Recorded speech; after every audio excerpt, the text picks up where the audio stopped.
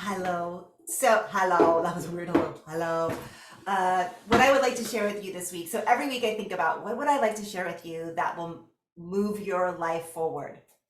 So, what I was thinking about was this is what I'd like to share with you. I'd like to share with you a little insight into the healing session that I did with my practitioner today.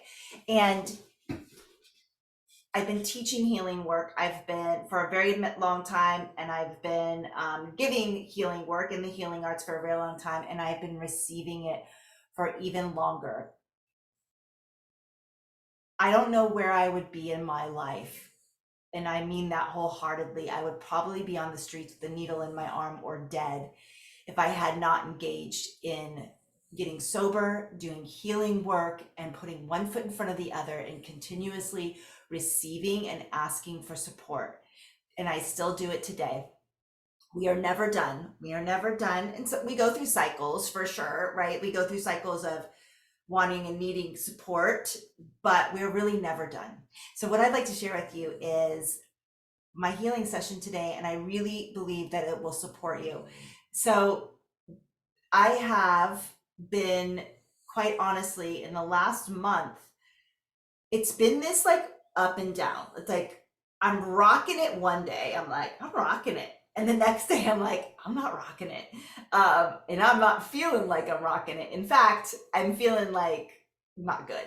And then I'll go back up and I'm rocking it. Then I'm going back down. It's been like that. And there's been a couple of things where I feel like I haven't made very good decisions. And the reason I didn't make very good decisions is because I didn't follow my intuition, and that is the truth. That is the absolute 100% truth. And this is what I know: when I don't follow my intuition, there's a cost. Always and forever, always has been. Now I'm just going to do a little plug right here. Fear is not intuition. We've been having a lot of discussions about this recently in my courses.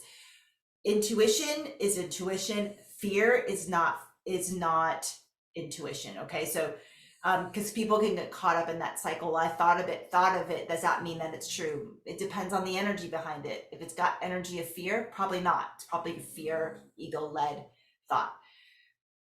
But I do have very strong intuition, and I was ignoring it in certain areas. So when I had my session with my practitioner, I was sharing this with her, and I've been working with her a very, very long time, and she knows me very well. And so we started working on the part that wasn't listening to my intuition, and it turns out there was a little inner sabotager, my little girl. It was like another part of my little girl. And this is what I would love for you to hear, that I know will support you. We are multi-dimensional. Have many parts of us, many parts of ourselves. We are so complex as human beings. Like, we're simple in a lot of ways, and then we're very complex in other ways. And this is why, this is a whole other video, but the matrix, so to speak, they want to control us so bad. There's controlling with the media and all kinds of ways that's coming through. But we're like a herd of cats. Like, it's very hard to wrangle us because humans are so complex. Anyway, that's a whole other video. Um, so we have multiple parts of us, multiple parts. So if you have a part of you that's angry, if you have a part of you that's self-sabotage, if you have a part of you that's addicted to something, if you have a part of you that gets goes into collapse and victimhood, that is a part of you. It is not you. It is a part of you that is holding a past experience, holding a past wounding, and collapsing in that into the energy of whatever that is. Even if you have depression or anxiety or anything like that, is a part of you. It is a part of you. It is not all of you. It is not the essence of you. It is what that part is holding, the energy of you. So when you begin to think about yourself in like parts, and what does that part need from me to heal, it's very liberating, and it takes the pressure off. So this part of me with this little girl, so in the regression work we were doing, and in the energy work we were doing, the meditation, I saw my little girl. My dad killed himself when I was 5 years old in the house that we lived. So the amount of trauma there is like beyond, right? It's hard to even grasp it. So it's been years. I'm pretty much at peace with it. I'm at peace with the act, but things still come up that I gotta work through, just like today. So I saw this little girl part of me, like 5-year-old, in the house, and she was mad and she was stomping around. And in shamanism, that's called a soul retrieval, a soul part. She's stuck there. She was like stuck in that house, in the trauma house, right? And she was mad and she was like really upset. She's like, your ambition, your ambition is costing our connection to our father. So my dad was very poor, very, very poor. We had lights turned off. We lived in trailer park. When he died, we weren't in a trailer park. We had just moved into a house. But before that, we were in trailer parks. And I mean, just really poor. In Ohio, really poor, in the middle of freaking nowhere. Literally nowhere. I mean, somewhere but nowhere. Somewhere but nowhere. Felt like nowhere back then. Anyway, so she had this story, the little girl that had the story that if I became more successful, more expansive, if I was supporting more people, I'd be leaving my roots behind, and I'd be and the connection, the little bit of connection I have left to my dad energetically would be gone. That was the story that my little girl was in.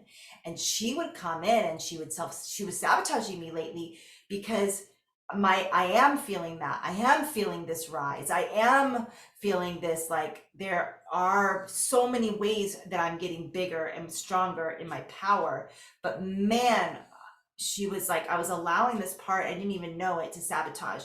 So it was very illuminating to me. And so finally we get her out, my guides and I get her out of that house and let her have a beautiful conversation with her in meditation. And I explain to her, this is not how we stay connected to dad. This is not the way. We are not staying connected to dad. We're staying connected to poverty consciousness. We're staying connected to dysfunction. And even though all those things were true, that's not true love and that's not true connection. And with some love and some talking, she agreed to leave the house. So I brought the soul part out. And right now, I brought her to a crystal garden and a crystal temple. And she's with the angels and we're doing some work. And this is the most beautiful thing about this. My dad came in. I never work with my dad's energy, ever, never, ever, ever, because I don't think he was ready for me to work with his energy. And he came in and he's like, now I can be an ally for you.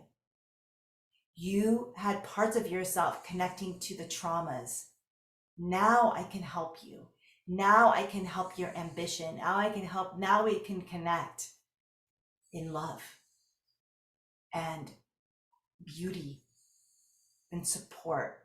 It was so healing. So my guides also took the house and demolished it energetically, so that that had never happened. Access to that energy and to that trauma gone for me, gone, door closed. And now I have this new powerful soul part with me. And she now supports my drive and my vision to support thousands and thousands of people to come home to themselves. We have many shots because we incarnate again and again and again. You can do whatever you want in this lifetime, but guess what? You're going to do it all over again if you don't address it in this lifetime. But that's your choice. We have many chances. Many chances. But why not do it now? Why not do it now? Why wait?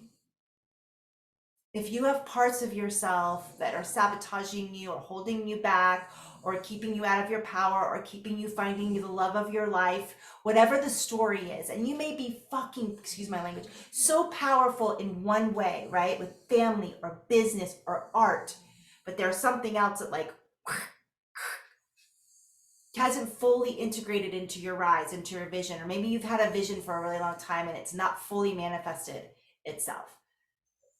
Why not work on those parts of yourself now? Why not now? What are we waiting for? And right now is the time to do it because the energy is there.